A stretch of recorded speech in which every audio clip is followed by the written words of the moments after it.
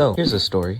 I'm not home, which normally wouldn't matter, but I don't have my microphone. So what do I have to record with? Either A, the crappy built-in laptop mic, B, my phone as a mic, or C, no mic at all.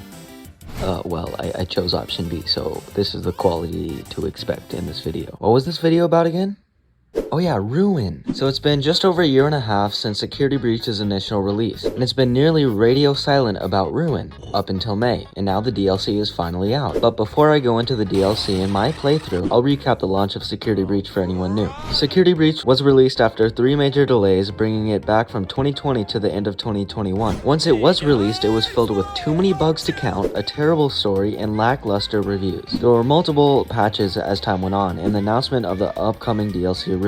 Now, over a year later, here we are with Ruin. So let's talk about it. The game launched at 12 AM for me, which meant that I was very sleep deprived while trying to make a video. I downloaded the DLC and thought everything was all good, but it's Security Breach, so of course not. The game would crash on launch with literally no fix, which led me to uninstall and reinstall it probably 10 times. And I ended up going to bed at 2 AM because it just wouldn't work and I didn't bother to fix it. When I woke up, I thought to go into the game files, and sure enough, I found the problem. In the .pax folder, there was a duplicate file, and I deleted it and the game decided to work. Honestly, I blame Steelwolf for this one. Now, if you haven't clicked off the video yet, we can finally get to the game. Which, by the way, I did not record my voice audio, so I'm doing a crappy voiceover to bleed your eardrums. Enjoy.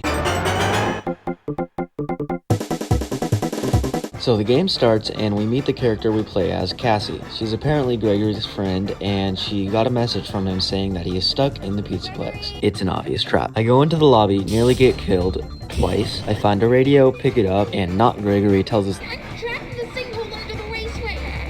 I go through a vent, which collapses, and Cassie nearly dies a third time. The vent dropped us into the kitchen, where Chica grabs us, but then deactivates. Cassie finds a Faz wrench that isn't a wrench. You can't tell me it's a wrench. I won't believe it. I got down a stairway and get the very last sighting of the blob. Then I go to an employee hallway, get scared by a vent cover, and then get attacked by Monty.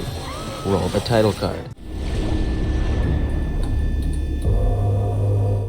Cassie gets tossed down sewage of some sort and ends up in Monty Golf. Then a mascot jump scare. We get a literal Vanny mask, which I don't even know the lore implications, but apparently it's for technicians and it's all AR, which has the small second feature of passing through physical objects. The not Gregory tells us we need to deactivate these security nodes to get past certain security measures. After using the Vanny mask for a while, we start getting stalked by Glitch Trap. Gregbot says Cassie needs to get to the daycare, and I literally traveled through a TV to get there. I hate endos with every fiber of my being. Cassie has to reset Sun and Moon to progress, so I do that. I then get to the theater and wander around for 30 minutes without any direction of what to do. Thank you, Security Breach. I get out by going through a giant endos throw pipe, how safe, and then I fall through another vent and into the Monty Golf's Catwalks ride, the inaccessible one.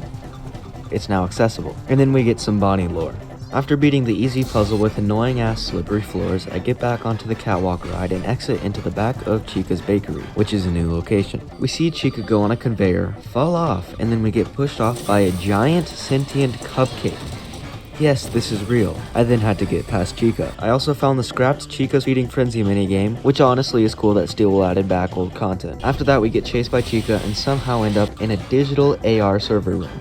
So at this point, I'd like to stop for a moment and talk about something. Don't worry, this will be short. I love Five Nights at Freddy's. It's one of my favorite game series after all. But all this AR/VR sci-fi stuff is very off-putting, at least to me. Yes, I know the sci-fi direction has really started since Sister Location, but it feels kinda odd. Yes, I know every game series can't do the same thing forever. That would make it lose traction. But going from 2D point-and-click horror to 3D sci-fi seems very odd, at least to me. Now, honestly, with everything I say, I don't really have a good point to make. I just kind of went on a rant, so I guess you can take away that I don't like FNAF and sci-fi. It doesn't mix well. But anyways, back to my lifeless commentary that had everyone click off.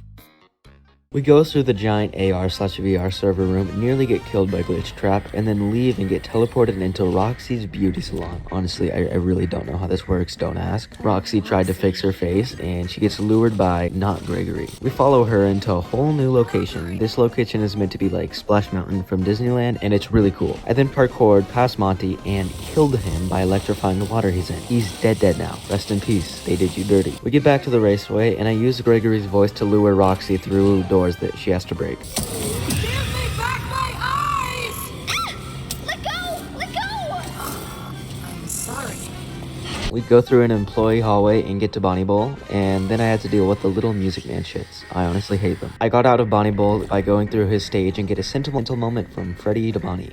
I think they're gay. We travel through a wormhole or something and end up in Vanny's hideout room. Then we enter Phaser Blast and get chased by a headless Freddy. Something I want to point out is that on his foot it said prototype, so I don't know what that means for the lore. Get map hat on immediately. We then escape him by going through a vent and end up back in the raceway. I don't know how these maps work. Gregory tells us we have to kill Roxy to get to him. Then I go down to Burn Trap's fight area. Then we go even deeper and enter a cave. There's some lore with Candy Cadet if you find a bunch of fast coins. I did not really do that. And then we find the Mimic, who was impersonating Gregory to literally no one's surprise. We guessed this months ago. Roxy then comes back from the dead and fought the Mimic and lost. Then we get chased and we escape the Mimic by going into an elevator, and Gregory does the ultimate anime betrayal and drops the elevator on us. Honestly, I don't know how. He literally has too much power. He's still a sentient being. I don't get it. Please help. Now, if you made it here, congratulations. You somehow survived my terrible voiceover made on an iPhone with my terrible microphone. As a reward, you could subscribe,